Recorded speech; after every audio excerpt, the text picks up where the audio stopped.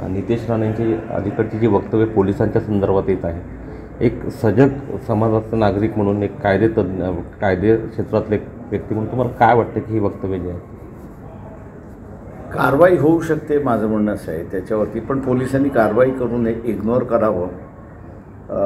एक वेळा खासदार आमदार बोलतोय असं म्हणावून सोडून द्यावं. त्याचे परिणाम पुढे घातक होऊ शकतात. मला वाटत नाही असं काहीतरी.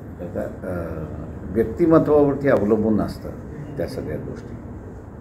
त्याच्यामुळे असं फार त्याचा परिणाम आहे असं समाजही घेत नाही आणि पोलिसांनी घेऊ नये असं मला वाटतं.